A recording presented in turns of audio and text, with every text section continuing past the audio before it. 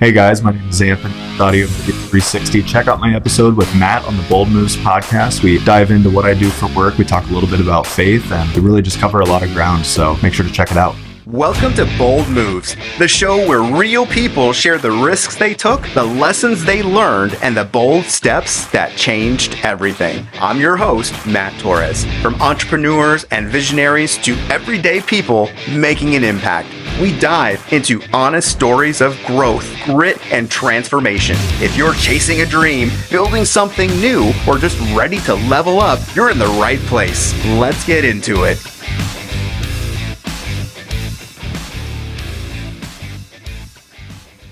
Well, I mean, I appreciate you coming on the show. I mean, this is really kind of cool. Yeah, thank you for having me. Yeah, absolutely. I mean, we're BNI, right? Mm-hmm. So BNI is how we met. And it's just crazy, BNI, it's just a really good organization to connect with people and stuff. But yeah, just to kind of give the audience a little feel about who you are, because you're my special guest today. You're Mr. Anthony Bell. Kind of fill us in on who you are and what you do. Yeah. So, obviously my name is Anthony. I work with Audio Video 360. So I've been in the AV industry since back in 2018. And, I really kind of got conned into this industry. And I say that because, I went to college for audio production and engineering, and right out of college, I could not find any work. It's really kind of you need to know people industry, and I just didn't have the connections to find any job placement right out of the gate. So I moved back in with my parents briefly, and I started job hunting online, and then I found a home theater install job posting, and I was like, oh, that's pretty cool. It's not exactly what I went to college for, but that still sounds fun. I'm still working with speakers and audio and that kind of stuff. And so I apply, I get the job, move up to Montana. This all happened in the span of 2 weeks. And I pack my car up, I drive up to Montana, and my first day on the job, I'm in a rough-in house, no drywall or anything, just bare-bone house, pulling wire. Mm-hmm. And that was my life for the next 6 months. I did not see a speaker or a TV for about 6 months. Wow. And I was just thankfully I did fall in love with it, but I just remember the first week, I was like, what did I just get myself into? I was expecting to be tuning speakers and doing these cool home theater setups, and instead I'm going home covered in drywall dust and insulation every night and just pulling wires. So that was kind of my introduction to the industry. And then from there, I moved back down here. I did commercial install, ASU type work for about a year. And then eventually I met Ray, who's the owner of Audio Video 360, when I worked at Rebel Media Group. So he was my boss at Rebel Media Group. He decided to part ways, and then I kind of replaced him, and I decided to part ways. And then I was kind of hopping from place to place. Ray and I still stayed in contact. And then one day he was like, hey, why don't you come kind of help me get this thing started that I'm trying to work on? And so I just kind of part-time here and there on the weekends would go help him with some projects and things like that. And then he was like, hey, what if I offered you sort of partnership in this deal? Because I really need somebody who's consistent, who can help me out. And so I agreed to that. And with the understanding that I still needed to make money, so I couldn't just afford to completely jump ship at the time. Mm-hmm. So fast forward 6 months, I sold my condo, had a little bit of money, was really getting fed up with where I was at. And so I had a meeting with Ray, and I just told him, look, I'm at the point now where I could go 6 months without income if need be. I don't want that to happen, but I also don't see this being successful until I make that jump. Burn the boats, so to speak. Mm-hmm. As long as I have a backup plan, I'm never going to be fully committed to this. Yeah. And so I quit my job, my full-time job, and went full-time Audio Video 360. And, praise God that the moment I did, we just became flooded with work, and it's been a full-time job ever since. And that's cool. Yeah, that's cool. It's been great. So Audio Video 360, is it just commercial, or is it also residential or everything? We do pretty much everything. We started this out just wanting to be purely home audio video. We really wanted to keep it simple and give ourselves good quality of life. But the nature of our business is people ask for stuff. And if we have the ability to do it, we're inclined to do it. So it went from that to, okay, now we do security. Now we do surveillance. Now we're getting back into LED, which is what we both had a background in before this. So we're just kind of, doing a little bit of everything now. Nice. So, man, talk about like, well, I think it's coincidental, not coincidental. I think it's interesting. Talking about praising God, because like, how interesting is it that you're my guest today, focusing on audio video stuff? So, like quite a bit about like sound stuff. Yeah. And so no one else knows like, the setup process for getting like a podcast. You got your soundboard phone. Lo and behold, we get ready to shoot, and my microphone doesn't work. We're like, wait a minute, what's going on? And I'm like fumbling with the soundboard. And keep in mind, like, I'm not a sound professional. Like, I'm an amateur. Right. Like, I figured stuff out on YouTube and I try to tinker with stuff. But when there's curveballs thrown my way, like, I need time to figure it out. And when you're on the fly like that, it's kind of embarrassing. Oh yeah, that's like, I'm so thankful that you were here as my guest and you knew exactly what to do. Otherwise you'd be looking up YouTube videos and I'm like, what caused this? It was awesome because you go straight to the soundboard and like, you already know what to look for. And I'm like, oh, thank God, because I don't know. And just to kind of fill everyone in, it was, what was it? Was it an issue with the mic, or it was? Pretty sure it was an issue with the channel. The channel first. Yeah. So I wouldn't have known that. I would have been spending hours like trying to figure it out. So anyway, problem resolved. We were able to get the channel situation we're all good to fixed. You've really like just helped like keep the show going, because we would have had to have a major read that up. That's cool, man. No, that's really cool. So just to kind of let everyone in the audience know, just to kind of recap what Bold Moves podcast is all about. We talk about people and their bold moves, their journey, risks that they take, talk about the good, the bad, the ugly, like what they learned from it. And from what I'm hearing, it sounds like you've taken some bold move, which is exactly what we talk about. I'm really excited to kind of hear how that goes. Yeah. So I kind of want to, ask you, when we talk about that leap and kind of rewind just a little bit, what did your life and work life look like before you made that decision to make that jump? So because it wasn't necessarily a direct jump, it was kind of a progressive transition. I would say it's hard to, pinpoint like this was my life before, this was my life after. But if I were to go like prior to even talking with Ray about joining Audio Video 360, my life was pretty cushy. I kind of always lived a life of security. I wasn't a big risk taker.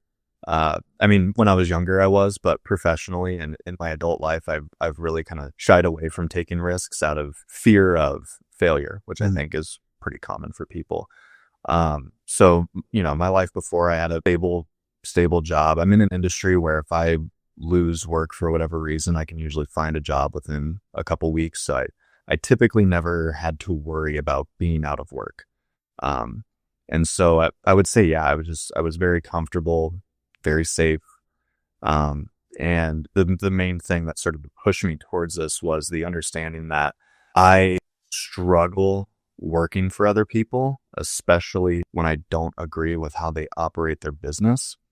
So one of the companies I worked for just did very shady things. I'm not going to get into it a whole lot, but I just didn't agree with a lot of their practices. And that was frustrating, being the customer facing person, because when customers had issues, it came back on me. And so after dealing with that with a few different companies, I finally got to the point where I just realized, I'm young, I don't have kids. At the time I wasn't engaged. And so I was like, I don't have a whole lot to lose. And if I'm going to fail, if I'm going to make mistakes and have to restart, so to speak, now's the time to do it. There's not really going to be a better time. So that's really kind of what motivated me to take this leap. And there have been hard times. There's been hard months. There's been times where I wondered, are we going to make it through this? But ultimately, it's just been, it's been a lot of testing of my mettle. just to see like, what can I take and how hard am I willing to push myself to get through these things. And I think I've both impressed myself as well as my fiance and Ray, just with my bandwidth and my ability to handle it all. Yeah. So you're a partner. Yeah, we kind of have an interesting partnership agreement. I'm not like a 50-50 partner. So he is the owner of the company. I accrue a percentage of the company each year. So after 10 years, his goal is to retire, and then I become majority shareholder, for lack of a better word. And then he gets a certain percentage of profit that he retires off of from the company. And then I kind of become the owner, for lack of a better word, and I run the company and do all the operations. That's a pretty cool setup, actually. Yeah, I'm very blessed. Yeah. And, I feel like there's not a lot of people out there willing to give those kinds of opportunities out to people that they, unless they're family. Like family members do that all the time for each other, but to just meet somebody who was my boss and then for him to take me under his wing and mentor me and help me do this is really awesome. Yeah, that's cool, because like I'm like in a similar situation, but it's just amazing how like God puts people in your life. Yes. And you don't really think about it all that much when things are happening, but then things kind of settle and you're like, wow, like there's no coincidence in it. I don't think. I think it's designed, and it's just, man, you just kind of sit back in awe, really, when you kind of see things unfold and like, okay, and I think the real magic starts to happen when you obey, Yes. When God's telling you something, you're like, okay. And you follow, and then you're like, oh, wow.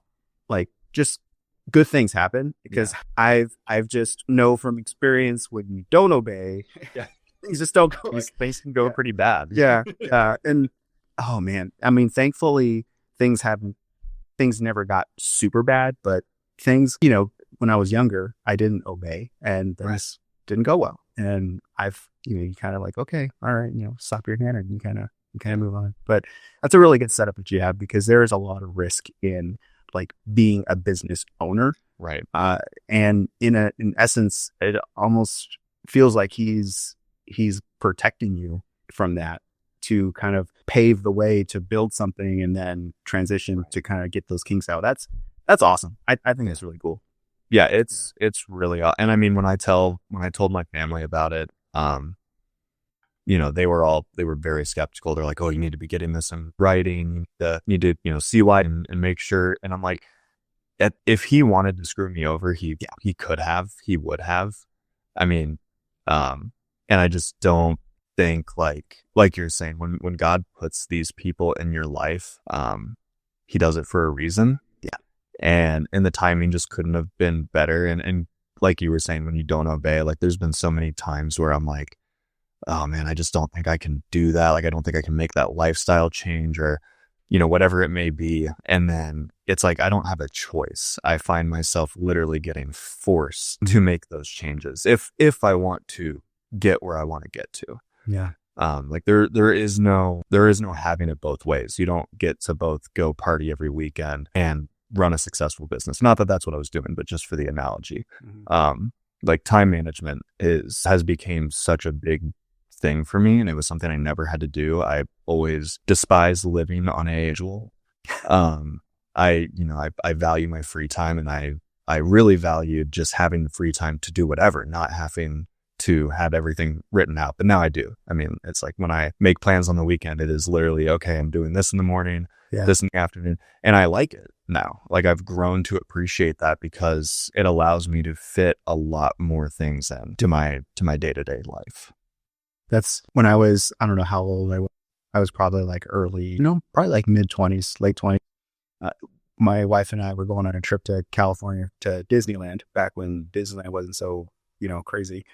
And we took her parents, and I remember I put up an entire schedule. I went on, made a spreadsheet and driving directions. And this was like before, Google and all this stuff was. So you had to print it out. You had to print out like directions, like MapQuest, and an itinerary and where we're going, all this other stuff, like a whole packet. And I remember I was so proud of it. And I had like this little folder, and I gave it to her dad because he was driving one car and I was in my car and we were in our car. And it was just like funny, you know, when I think about it now, but like it was like full blown schedule. And it was just like, you know, it's just the way, you know, your mind thinks. You're like, oh man, that's crazy. But it makes things a lot easier. It does. It really does. Because when you get there, you're kind of like, oh, okay, if we want to do this, then we're going to have to skip this and that, you know, it really does make sense. But yeah, sometimes you can get a little crazy or overboard. Yeah, like absolutely. You can definitely go overboard. But it's interesting. You were talking about your parents were saying, oh, you need to get it in writing and this and that.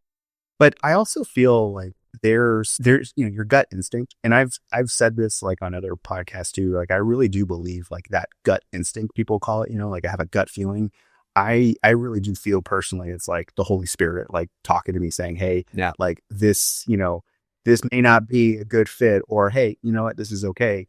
Because so many times I've gotten like burned and my gut was always telling me, okay, don't do this. Like, oh, there's something weird, there's something off about like this dude or whatever. Cause I remember I was going into a business partnership, probably it's just like 2012. And I remember the guy I was like working with, there was something like my gut feeling was telling me like, you shouldn't work with this dude. And I was like thinking, no, this is fine. Like, you know, they're justifying, you know, whatever it may be to, you know, to justify, you know, making the partnership work. Yeah. Ultimately, it turned out he was a scammer, scammed me and my clients like tons of money. And yeah, I still with it to this day. And it really kind of like just eats me up that I let that happen. Right. And the funny thing though is my wife saw it. Like he would call me, you know, like, and my wife was like, I don't like how he's talking to you and this and that. And, you know, it's like, I wish I would have listened to both my wife and, you know, that gut feeling, the Holy Spirit. Yeah. But I didn't. And it's also one of those things, I got tons of examples, by the way, like say I didn't, but when you realize that, and when I tell myself now that gut feeling, it's not just a gut feeling, like it's something more, right? Then it puts a little more weight into it. And you're like, okay. And when I decided to listen to that more, then things started to actually make more sense and like pan out. And I think when you meet people, you can have that sense. I think some people know, like when they meet people and if they're about to do a business relationship, that gut feeling, it will tell you whether or not like this is like a deal to do. And if there's something that's off, sounds right. You know what I mean? Like, you know, which I think is important. I always tell my kids that, like, if you get that gut feeling, listen to it, you know? Yeah. Yeah, it's just there's a lot to it. I think there's a lot more to everything that a lot of people realize. I think you probably do more so now, but oh yeah, 1,000%. I'm curious. So there's usually like this breaking point or like this catalyst that happens, you know, before or pushing us to make this move. What was it that just finally kind of pushed you to say, okay, this is what needs to happen? Like, you know, the saying, the straw that broke the camel's back. Yeah. Like, what was that moment for you? You know, I think that moment was, so without naming names, the company I was with right before I jumped ship and went all in with Audio Video 360, they were kind of on their way out. They ended up filing Chapter 11 like 2 weeks after I left. So I literally jumped a sinking ship without even really realizing it. I mean, I guess I kind of realized it because my checks were showing up late. So, and that really was what kind of pushed me over the edge, was just, again, being completely financially dependent on somebody else. It's, you know, I think a lot of people think of it as, oh, the company pays me, which in a way is true. But especially with these kind of smaller businesses, it's really somebody else paying you, because the owner usually wears multiple hats. Yeah. And so, you don't get that same sense of like job security that a lot of people get from working for bigger corporations, which even they really shouldn't have a very strong sense of job security. But, you know, you especially kind of get that working for a smaller company where you're like, oh, you know, this company could go under at any point. Like we're one bad month away from having to lay people off. And that's pretty much where he was at. The problem was he was not transparent at all. And so that for me, kind of like well, if I'm already going to be in a somewhat risky situation, why not give myself a little bit more control over the situation? Because then at least if it fails, if I, you know, miss out on something, it's my own fault. And I'm not solely dependent on somebody else being successful, on my own success. So there was that aspect of it, as well as just knowing like, you're really kind of capped out at what you can make as an employee. Whereas if you start to work for yourself, there really is no limit. It's more of what is your bandwidth? What is your ability, volume wise? And so just those realizations are really what pushed me. And I just realized I'm not wired to be an employee forever. I'm always going to find issues. I'm always going to be dissatisfied over time with how things operate if I don't have a say in how they operate. So, that's ultimately what pushed me, is just having those kind of understandings. So what does your day-to-day look like with your job right now? Like what is it that you're actively doing? So it varies. I would say a lot of what we've been doing lately are remodels. So we go in, pull some wire, install some speakers. We've been doing we haven't been doing, but we're getting pulled into these TV accent wall jobs. So they'll rip out the existing wall. They do a linear fireplace, gas or electric, and then they'll do, kind of a stone accent wall. We do a recessed box to house gear, hang a TV on it. And then we'll do like 4-inch ceiling speakers, subwoofer. So we've been doing a lot of those lately. But I mean, today, right after this, I'm going and installing some cameras. And then tomorrow I've got a Sonos audio job over at a high school. So we really kind of jump all around, do a little bit. And that's what I love about it, is like every day is something a little different. Yeah. Which is nice. So Sonos audio, that's like the really good audio, right? The brand. I've seen Audiophiles would disagree, but really, but yeah, Sonos is, I equate them to like the Apple of audio, in the sense that they have great technology. It is great quality. But people who are really snobby about their audio hate it. Really? Yeah. And it's just, I mean, it's the same thing with iPhones, right? Like people who have Androids absolutely despise iPhones because of their lack of customization and their processing and all that. So I mean, you can get into the really high end audio, and you have, I mean, even Macintosh to some people isn't that high end. Like there's a whole nother level to audio that I haven't even really dove into, just because I don't have the need to. It's, at that point, you're pretty much just dealing with 2-channel stereo. You're talking like $50,000 tower speakers, and it gets crazy. But for home audio, like I would put Sonos up against any receiver, any other audio distribution system for that price point. You just can't beat it.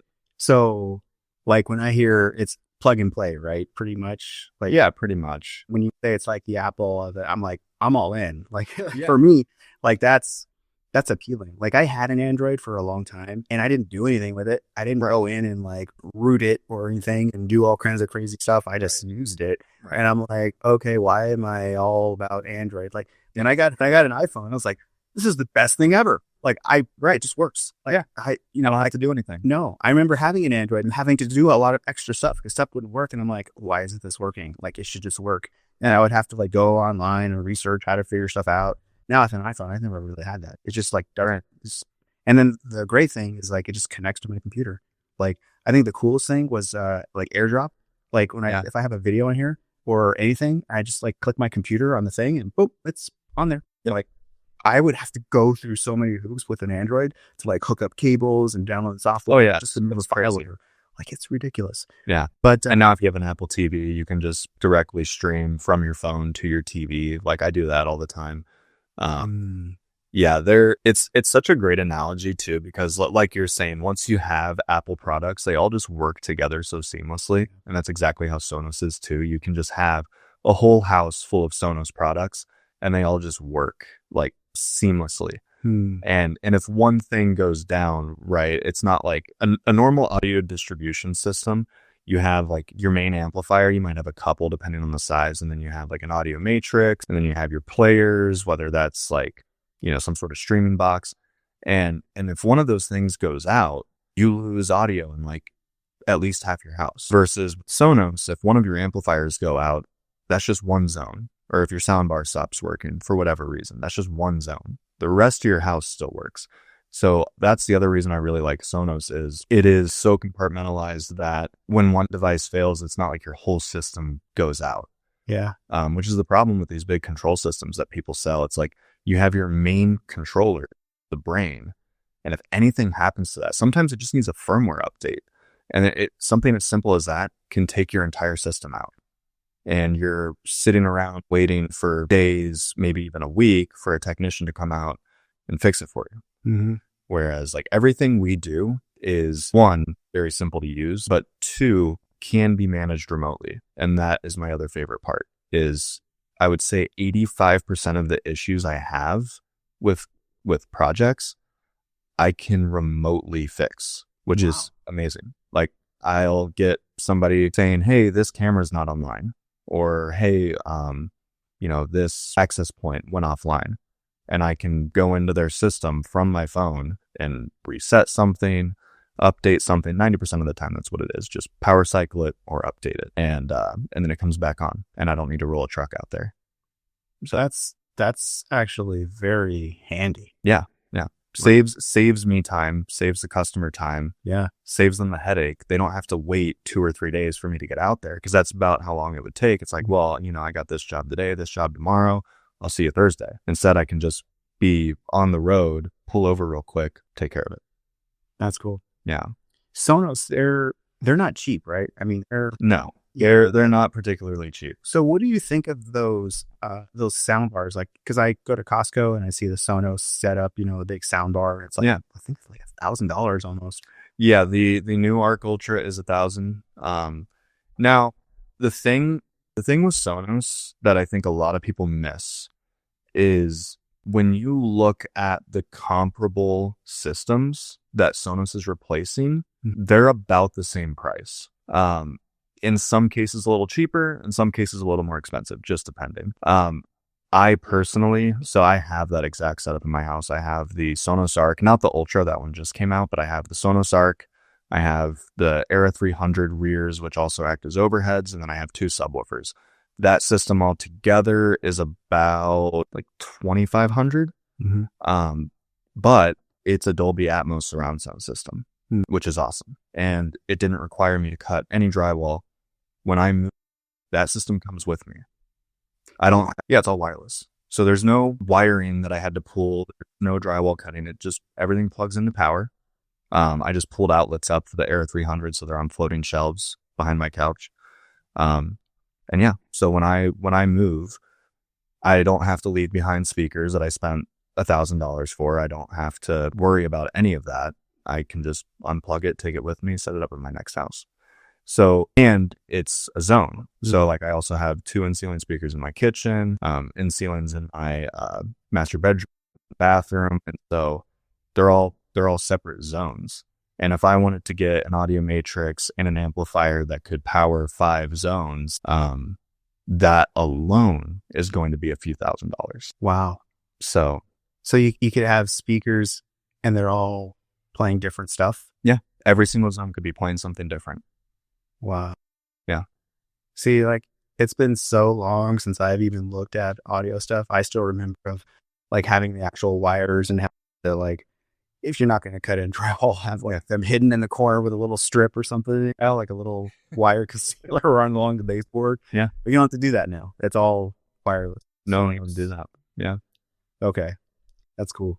And that's the other thing I always tell people too. I'm like, sure, you can go a little bit cheaper and we can pull all the wire for you, but the amount of labor it's going to take for me to pull these wires all to the head end and set everything up there, you're pretty much spending the same amount. Yeah.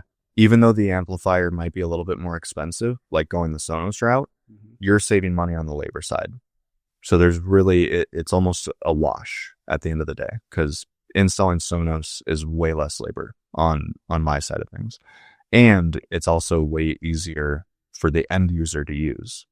So I think there's a lot more reasons to get Sonos than to not. And there are some other cheaper options that function pretty similarly to Sonos. The same way there's other options for Apple or for AirPods that are a little bit cheaper, but they always seem to have some sort of flaws. Yeah. So you do that. Did you say you also do like networking or? Yeah. So we do networking. We do Eero networks. So Eero is a wireless mesh network, well, I should say it can be wireless. So you kind of have your main router that would live with your modem. So most people right now, right, they have their Cox. If you're in Arizona, you have your Cox panoramic Wi-Fi modem, which you hook the coax up to it. That is your router. It's also your wireless network. What we do is disable that wireless network on your modem. We plug in an Eero router to it. That becomes your new wireless network. And I always match the SSID and password identically, so you're not needing to reconnect any of your devices. It just comes right back up. Yeah.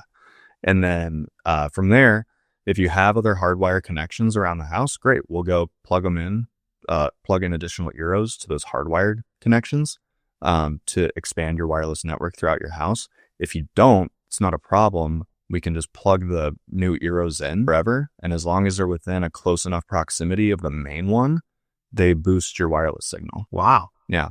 So like, I think the biggest house we've covered with Eero, I think it was like 5,000 or 6,000 square feet, pretty decent sized house. Yeah. And we covered it with a total of 4 Eeros, I think, which is pretty solid. So how much of a boost can someone see on their speeds doing that? So you're not really going to see a boost per se. Like you're not going to get faster speeds than what you're already getting. What you're going to get is more consistent speed. So let's say you're paying for Gigablast through Cox. Yeah. And that modem lives in your office on the side of the house. In your master bedroom on the other side of the house, your speeds are probably over Wi-Fi like 150, 200 maybe. If we do an Eero next to the modem, do an Eero maybe somewhere in the living room, and then do an Eero over in your master, you're going to be getting 750, 800 in your master bedroom. You're not going to get over a gig. It's not going to amplify what you're already paying for. It's just going to make it more consistent throughout the house. Wow. Yeah, because I know I'm not getting a gig like right in some areas of my house at all. So that's interesting. Yeah. And I would say Eero is actually extremely affordable. Like you can go get a pack off Amazon for $300-$400, depending on if it's on sale, like a pack of 3, which is more than what most people need. Like if your house is under 2,500 square feet, that'll be plenty. So what's the difference between the Eero and say like the Google Mesh system that they have too? I think doesn't Netlink have one too? Yeah. So TP-Link has one. Google has their version, and I can't entirely speak to their quality. I don't want to, speak out of turn.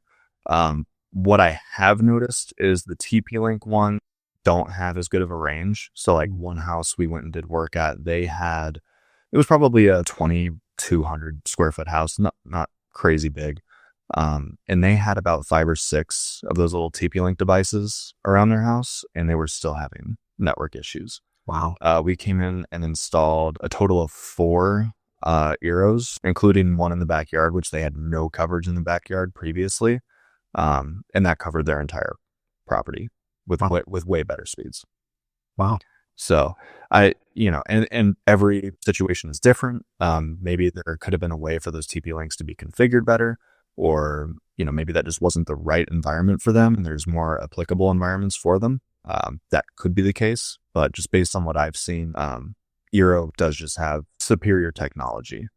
And then as far as Google goes, I went and troubleshot a Google system once. I don't have anything negative to say about it. I just based on my experience, Eero always works. I've never had any issues. And it's really simple. And I'm not sure about Google's technology, but like with Eero, you have the ability to go and see all the devices connected to your network.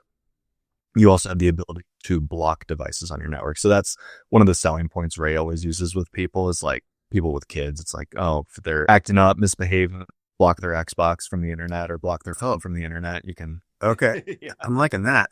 Yeah. And then they do have a paid subscription as well, where you can also filter out certain websites and things like that, which I think is super handy. Yeah. That's interesting. Yeah. So there's a lot of cool features. Now, do you totally just get rid of the Cox modem thing? No. You just don't use it as a Wi-Fi router. Correct. Well, it depends. If you have fiber coming into your house, you have a fiber modem, you don't need any Cox equipment at all. You just need the fiber modem, and then we can hook the Eero directly up to that. But if you still have a coax line coming into your house, that will require the Cox panoramic modem or whatever you use. I didn't know if you have a fiber line. So your fiber modem is going to look, most of them are Nokia. And so it'd be a little box. It's usually going to be mounted on an exterior wall, because basically what they do is they just run that fiber line on your house. They drill through the wall into your house, run the fiber line in, and then they mount the fiber modem right there on the wall. So if you would know if you have a fiber modem. Most people are like, oh, what is that? And they have to figure it out.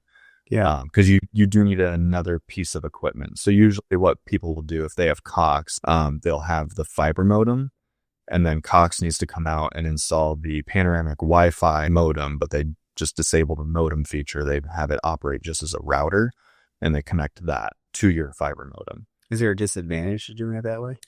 I always make the comparison that your all-in-one device is a jack of all trades, master of none. I like having all of my devices separate and designated for that purpose. So like I have my modem, I have my router, and then I have my switch, which connects all my devices. That's how I prefer to do it, because my modem is great at being a modem. My router is great at being a router. And then my switches are great at being switches. When you have these all-in-one devices, they're pretty good at being a modem. They're okay at being a router. And they're okay at spreading Wi-Fi around your house. But when you have designated devices for each one of those steps in your network, you just find that it functions way better. Will Cox come out and install a fiber modem if you ask them to? You should already have, well, no, because you would need to have the fiber line already ran to your house. Oh, But you can always call and ask. Usually they're pretty good about letting people know that fiber is available in their area, because they want everyone to switch to fiber. so how would you know if it's available? Like if you have that gigablast area, isn't that fiber? No, so coax is able to handle speeds of up to a gig. If you wanted anything above a gig, well, that's not entirely true. I do have a client who pays for more than a gig and has coax, but you would need to call them and ask if you have fiber in your area. But yeah, you could definitely get gigablast with coax. Mm-hmm. But if you want anything above like 2.5, I'm not sure what the max is that Cox supports right now, but anything above that, you would have to have fiber, which is honestly way more than the average household needs. I always tell people, don't get more than a gig. Like, you don't need it. It's so unnecessary for the average person. Like, if all you're doing is working from home and streaming Netflix and stuff, a gig is plenty. You do not need more than that. Yeah. If you're a competitive gamer, money off of gaming, or if you're doing some crazy like stock trading and that's your source of income, then sure, maybe you want to invest in getting like the fastest speeds possible, because you're financially dependent on it. Yeah. But if you're watching Netflix every night and occasionally working from home, don't spend all that extra money. It's not worth it. But in theory, it could, if fiber was available, you could have them put the fiber modem for your modem, Eero for your router. Yep. And your Wi-Fi. Yep. And then now you're talking about switch. Now the switch allows you to hardwire your devices so you're not Wi-Fi. Correct. How do you have your setup, your switch setup? So I have a few. So I actually kind of lucked out because I made friends with the guy who ran my fiber. And so I had him run it into my laundry room, which is where my kind of like head end is for all my gear. Yeah. And so I had him run my fiber line in all the way down to where my gear is. So my fiber modem's right there. I have my main Eero right next to it. And then I have a switch right next to that. So I go out of my Eero into my switch, and then out of my switch, all my hardwired connections around the house. So like I have one in my fiance's office, one in the master bedroom, two in the master bedroom. And then I have another switch in the living room that hardwires my Apple TV, my TV, everything else we have in there. So nice. Yeah. Now, did you have to, like, after the house was built, go and wire that, or did you do it? Yeah, I had to wire all that myself. One story or two stories? Single story. Single story. And do you just go through the attic and just drop them? Yeah, go through the attic, drill down the header, and drop my wires down. Dang. Okay. Yeah, I see stuff like that, and I want to do it to my house, but at the same time, like addicts and me don't get along. Yes. Especially during the summer in Arizona. Yeah. But you guys do that. Yeah. Yeah. Okay. That's good to know. Yeah. So, okay. Very cool. Yeah. I've always thought of like putting a switch somewhere, or like looking at like Eero. I was looking at like even Google Mesh thing, but after talking to you, okay, the Eero is probably going to be the way better.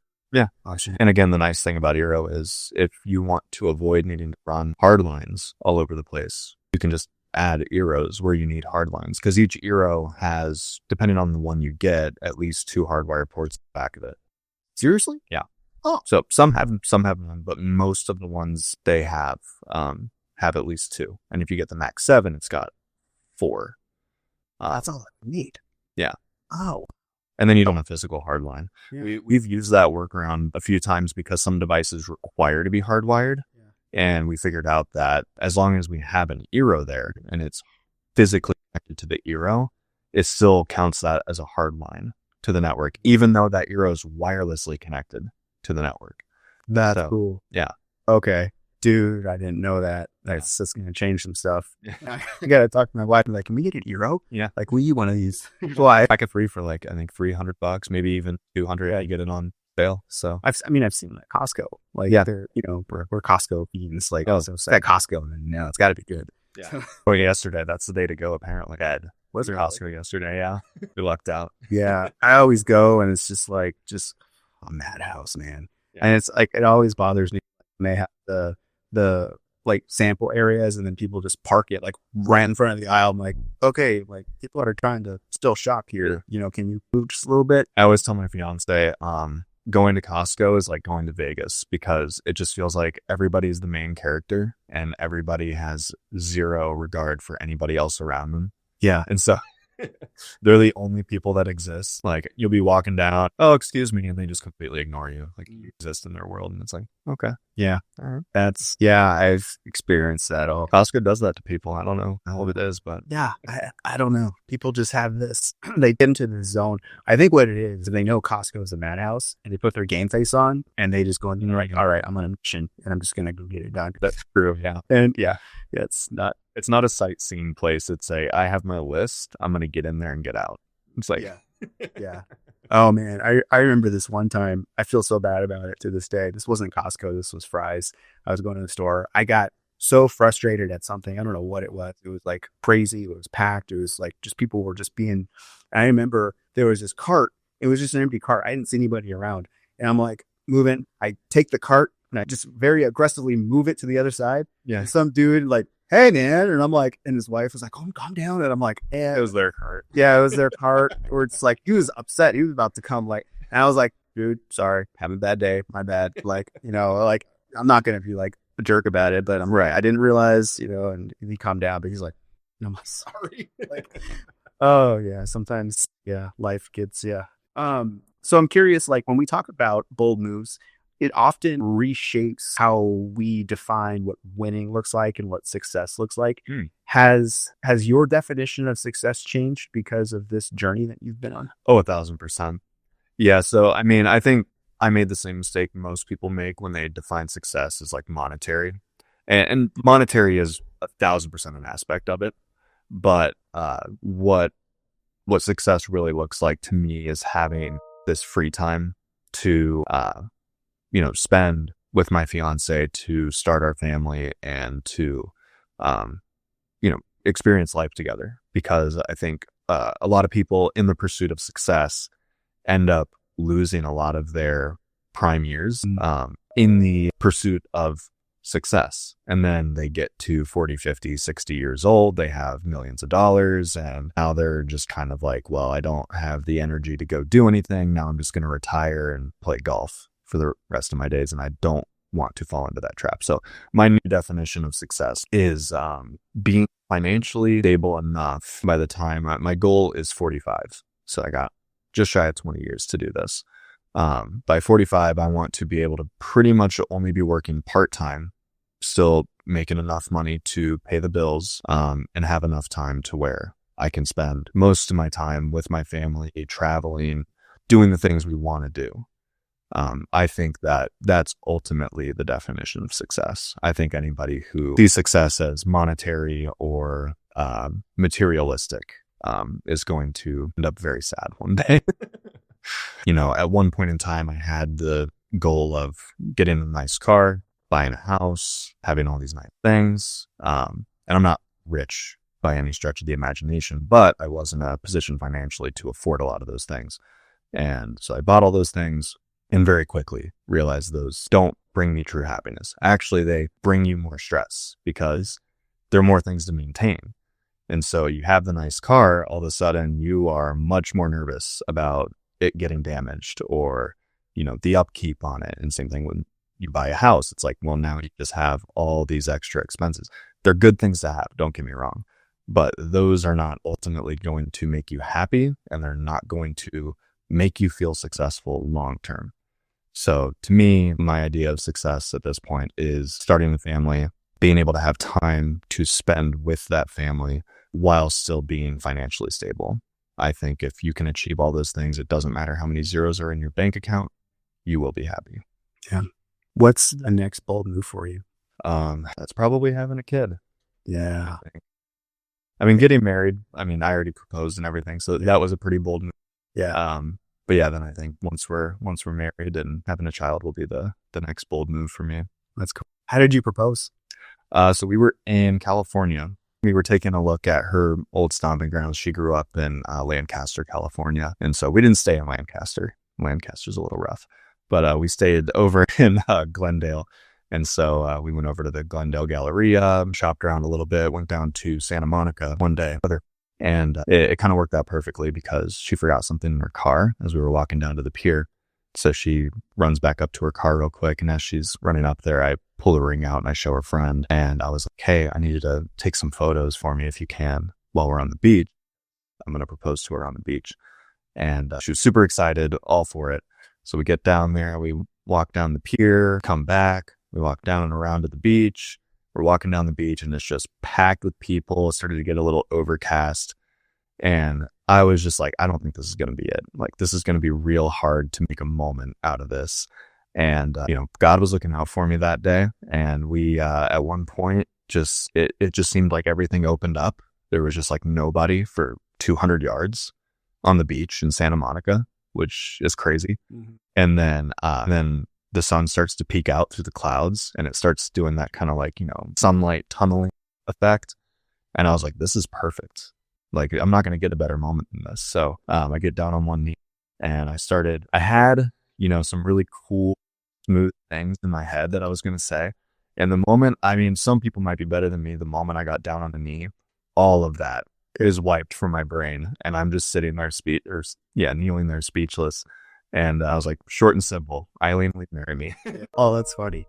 That's crazy. Yeah. Everything does kind of go out the window. It's when I proposed to my wife, so I took her out to dinner and, we were going to go to this park and I set out a slow blanket and she would sit down like by the lake and stuff.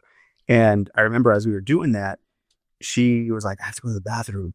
Like, cause the food apparently had some stuff in it. I don't know. Oh no. So we had to drive to her house and I had already asked her dad, like if I could, ask her to marry me and stuff. Uh-huh. And so he was the only one that knew. And so we pull into the house and she's like running in because she has to go. And Dad's like, what's going on? And I'm like, let's go to the bathroom. And then I think she had a sense of what I was going to do. Cause she was like, okay, let's go back out there. And like, normally you'd be like, okay, well that's done. Right. But we went back out there, sat down, chill out for a little bit. And you're just like, how are we going to do this? And I remember we're sitting down. I'm like, well, dang it. Like, how am I going to get on a knee? But she needs to be standing up. And I'm like, this is weird. So I stand up and she's sitting down and she's like, what's going on? I'm like, well, get up. She's like, okay. And then I get down on the knee and I'm like, same thing, Carrie, we married me and stuff.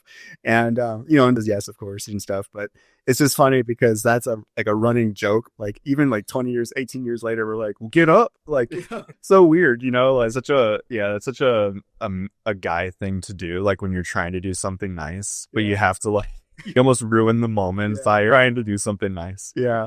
But let's also keep in mind, like, I'm like, I have little ADHD, a little bit on the spectrum, like all this stuff kind of fits. It's like, oh yeah. And you're stressed out. You're trying to, yeah. Yeah, especially when things didn't even go as planned in the first place. Right. You know, you're like trying to piece it all together. Yeah. It was funny. Just a few quick fire questions for you. So, what is your favorite book, podcast, or resource that inspires you to be bold? Oh man, that's kind of tough. So I really like listening to Simon Sinek. I really like his stuff. Yeah, I don't really listen to as many podcasts these days as I used to. Yeah, I'm much more of a music listener throughout the day.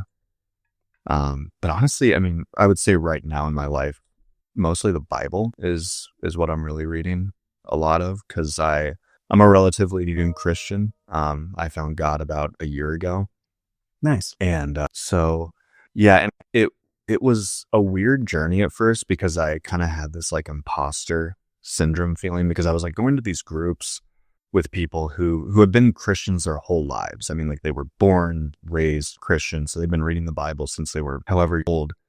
And so being there around these other people who had all this knowledge, were really, just when they wanted to say a prayer, they just immediately knew how to say a prayer for something. And I just kind of had this imposter feeling of like, oh, I don't feel like I'm one of these people. I mean, I believe in God. I accept Jesus in my life. But so I really started diving into the scripture.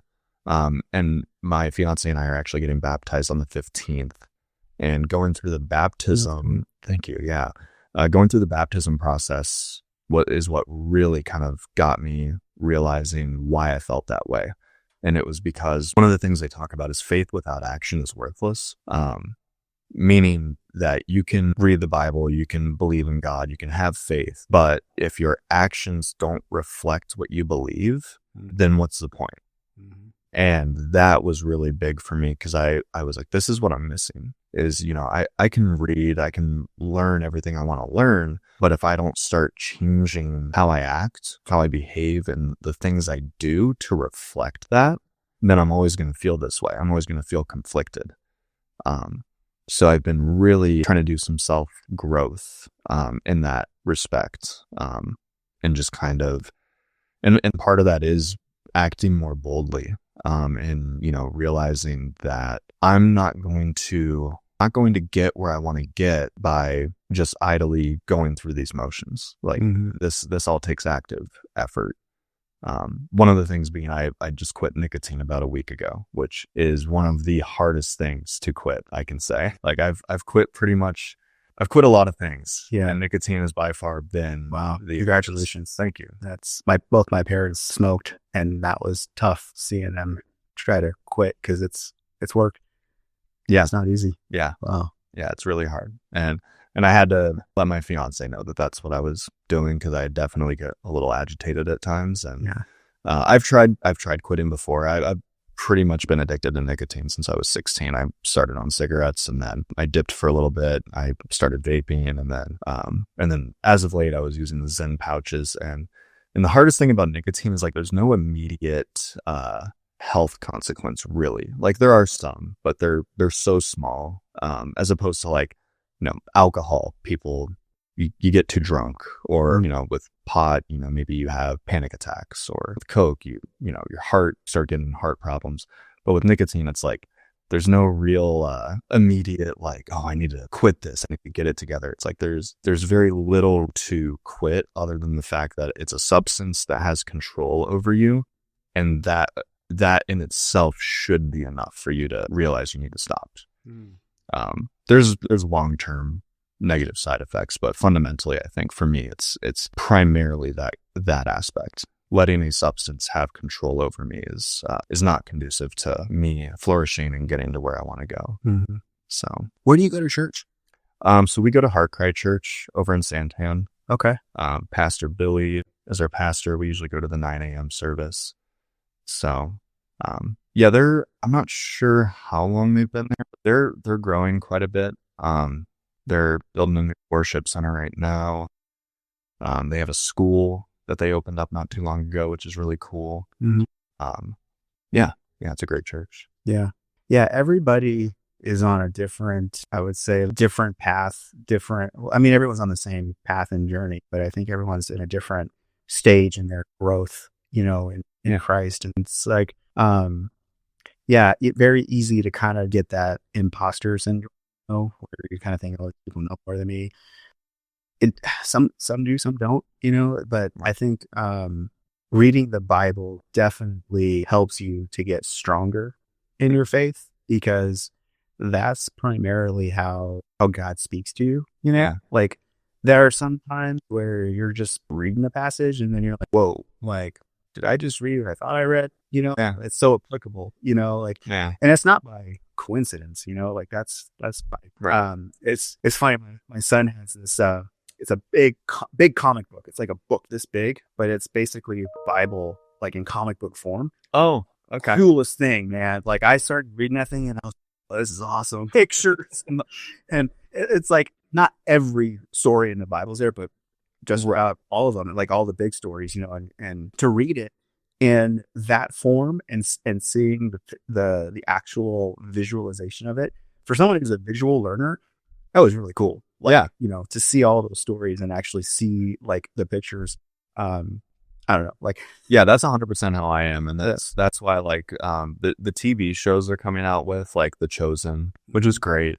And then I don't know if you've seen House of David. That's a really House of David is awesome. It's like all about the partially about the rise, mostly about the fall of the House of Saul, and then how David takes over. And it goes through like David defeating Goliath, and super great show, super awesome show. Yeah. Where can you find? Is it on Netflix or is it on? I don't think it's Paramount. It might be Paramount. Yeah. It's not Netflix or Hulu. I think it's either Paramount or Amazon. I think it might be Amazon. Okay. But yeah, that's a great show, and I love those kinds of shows because same thing. I'm a visual learner, and I've always had a hard time reading. Really, the best way for me to read is listening. An audiobook, like because I'm great at auditory learning and I'm great at visual learning. I am really bad at reading and comprehending and digesting words when I read them. I feel you now. I'll read a paragraph and then I immediately have to go back and reread it because I've struggled with that all my life. I've been like when I'm trying to read and retain visually, I'm like great. Auditory, great. The reading part takes a while to read, actually.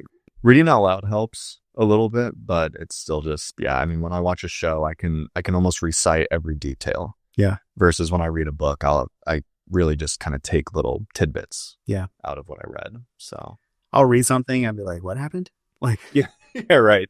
Like, so me and my family, we don't do it as much. We try to do it every day, but it doesn't happen. We try to read, at least a chapter, a night with the kids.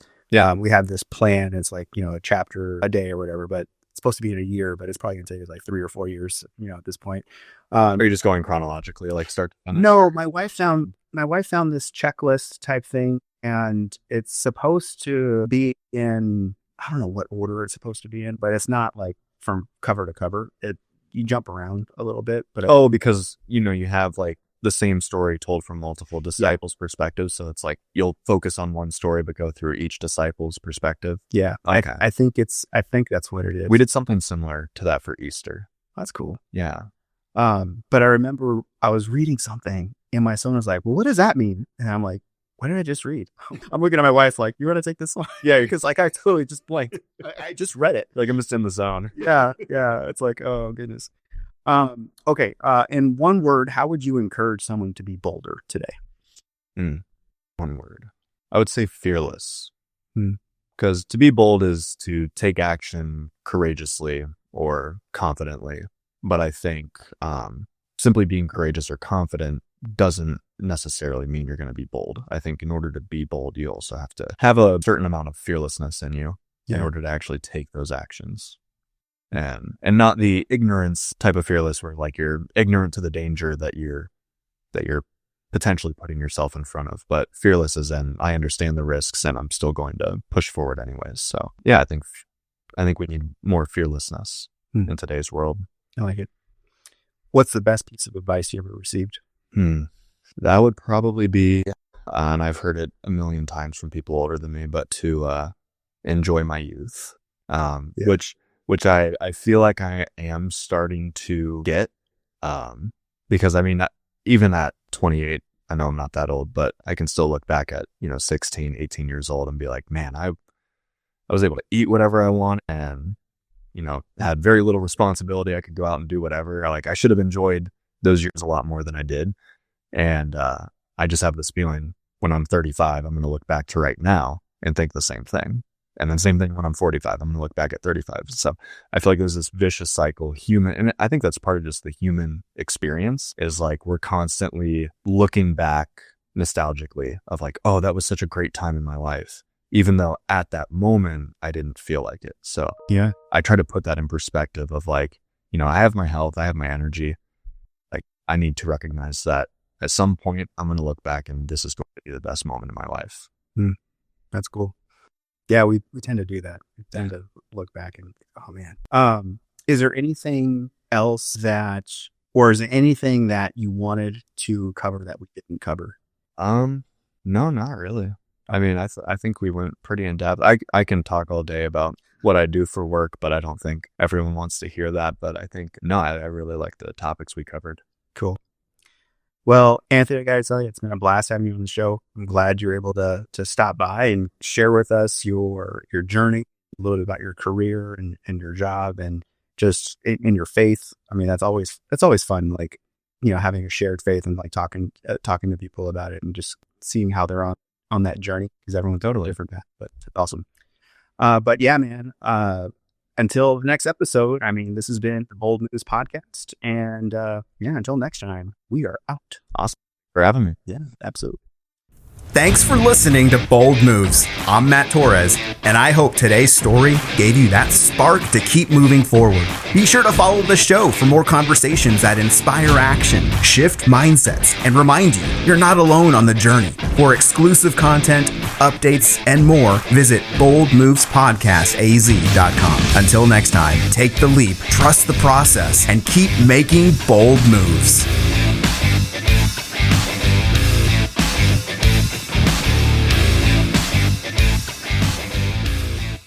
Hey guys, Anthony with Audio Video 360. Make sure to check us out on Facebook, on our website, audio-video360.com. We do everything from security, surveillance, home audio, video, networking, distributed audio. We really cover it all. So if any of that is something you reach out to us, what we do doesn't suck.